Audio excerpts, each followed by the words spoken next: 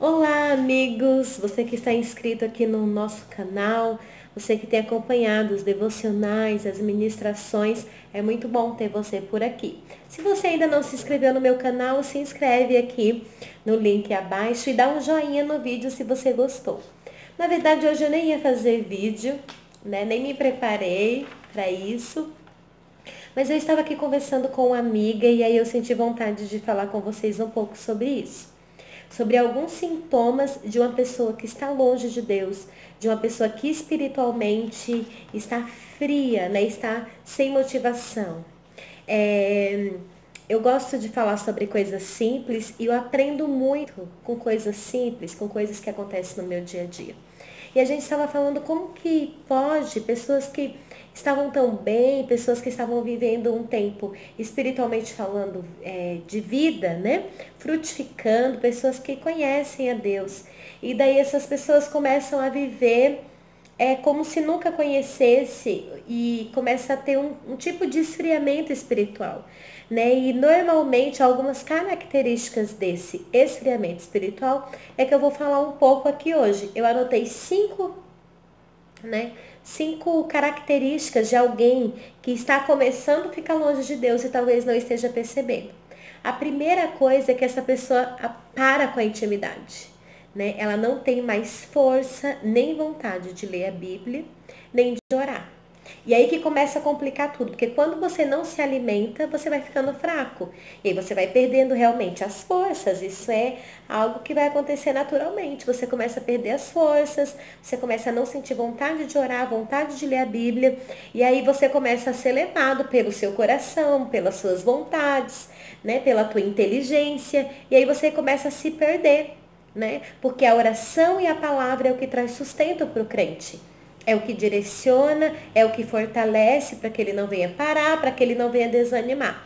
Então essa é a primeira coisa que acontece. A pessoa vai se esfriando e não vai mais lendo a Bíblia, nem orando. Aí começa a acostumar com isso. E eu sou crente, eu sou salvo, tá tudo certo. A segunda coisa é que ela não tem mais vontade de congregar. Ela começa a falar assim, pra que ir na igreja? Um monte de gente vai, faz um monte de coisa errada, né? Pra que ir? Eu prefiro ficar em casa mesmo, que eu leio a Bíblia, que eu oro, né? E, gente, congregar é uma ordem divina, né? O Senhor nos fez igreja, nos fez corpo, e o corpo precisa estar ligado. Quando você congrega, é algo muito maravilhoso, porque você tá ali junto, adorando junto, orando junto, recebendo a palavra, você está ali em comunhão, você está ali congregando, está junto com o corpo, né? Então eu acho que espiritualmente é algo muito forte que acontece, é muito diferente quando você está em casa, né? Assistindo, né, um culto, assistindo a TV ali, é algo frio, mas, né, quando você está ali junto é algo vivo, assim, é um organismo vivo, é a igreja ali do Senhor reunida, né, o povo de Deus ali reunido.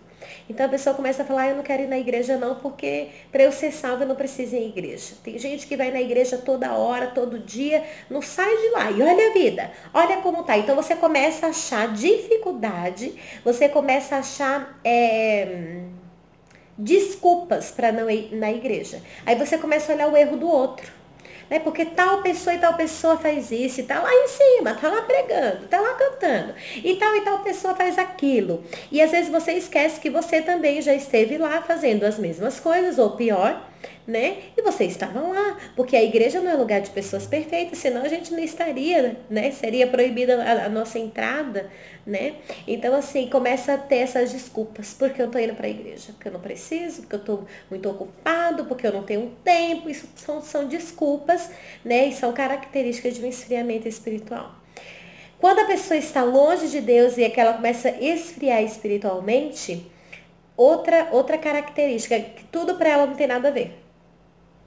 Eu faço isso, aquilo, não tem nada a ver, não tem problema não, porque na Bíblia não está dizendo isso. Me mostra na Bíblia se isso está escrito. Será que é pecado mesmo? Mas por que é pecado? Começa tudo que ele sempre soube, que ele sempre teve certeza que era pecado, começa a ser relativo. Né? Você pode conversar com alguém que está longe de Deus. Ele fala, mas será que isso é pecado mesmo? Aí ele começa a usar a Bíblia a favor dele. né? Então ele começa a fazer com que a Bíblia coopere com o pensamento dele, que a Bíblia afirme aquilo que ele está vivendo, aquilo que ele está passando, né? Então ele começa a distorcer tudo, ele começa a usar a inteligência dele, inteligência humana, para falar de coisas espirituais. E ora, Paulo fala que o homem natural não consegue discernir as coisas espirituais, porque as coisas espirituais são discernidas espiritualmente, óbvio, né? Então, assim, o homem carnal, ele não tem discernimento. A Bíblia para o homem carnal é um livro, porque ele não é espiritual e a Bíblia é totalmente espiritual, né? Então, não tem conversas. Quando você está falando apenas intelectualmente, a Bíblia é só um livro. A Bíblia, para ser a palavra de Deus, ela precisa ser entendida como algo espiritual. Então, normalmente, as pessoas que estão se afastando de Deus, elas começam a querer prova de tudo, querer saber onde que está escrito, por que está escrito, né? A falar que não tem nada a ver. Não tem nada a ver, porque na Bíblia não está escrito, né? E aí ela começa a procurar. Se ela encontrar na Bíblia, ok. Se ela não encontrar, então ela está liberada para fazer, né? Então ela começa a agir dessa maneira e rir dos outros. Ai, imagina, não tem problema não, que bobeira. Não, isso não tem problema, isso é natural, isso é normal, né? Aí começa a praticar várias coisas que não tem nada a ver com a nossa vida cristã, que não tem nada a ver com as nossas características.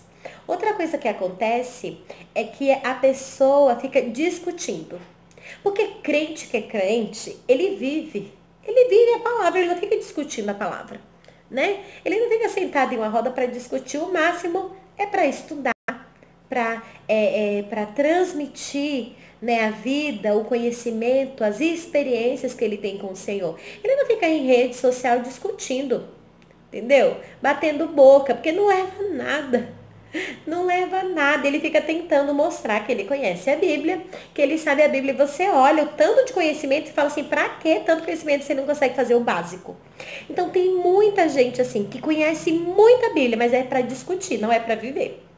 Todo o conhecimento dele é para ele mostrar que ele sabe, mas ele não consegue viver o básico. Ele não consegue viver o amor ao próximo, ele não consegue perdoar, essa pessoa não consegue cuidar bem da sua família, né? Não consegue cuidar bem da sua esposa, não consegue cuidar bem do seu esposo, não é submissa, não ama o seu esposo, mas ela quer discutir sobre a Bíblia. Ela quer discutir sobre arminianismo, sobre calvinismo, coisas que na verdade não levam ninguém ao céu, né? Coisas que a Bíblia fala tanto de um como de outro, que não vai mudar em nada na nossa salvação e nem na nossa vida cristã, na nossa intimidade com Deus. São coisas que podem ser aprendidas sim, são coisas que podem ser estudadas sim, mas que a gente não precisa ficar enfiando goela abaixo, porque isso não transforma ninguém. Pelo contrário, tem trazido muita divisão nas igrejas, tem trazido muitos problemas, muitas brigas, inimizades, e tem feito muitas pessoas até cair, né, desviar, porque começa a viver um cristianismo baseado em teorias, né? E Paulo, ele lá em 1 Coríntios, ele fala muito sobre isso, né? Porque o povo estava tão acostumado com os ensinos filosóficos, eles estavam tão acostumados com sabedoria humana, que quando Paulo prega Cristo crucificado, né? Eles resistem à doutrina. Porque eles queriam que tudo tivesse base humana, que fosse explicado pela explicação da inteligência humana. E Paulo fala que o evangelho que ele pregava era baseado no poder de Deus, porque é isso que traz transformação, né? Então eu não sou contra conhecimento nem contra estudo, mas se esse estudo e se esse conhecimento não estiver alinhado a uma vida espiritual, a uma vida de intimidade com Deus e a uma vida de viver o que você está lendo, tentar viver o que você entende, não adianta. É pura teoria. E teoria não transforma. O que transforma é vida. Então, se de repente você está vivendo esse esfriamento espiritual, né, que você possa voltar para Jesus, que você possa ter força para voltar ao primeiro amor. Olha o que diz João à igreja de Laodiceia.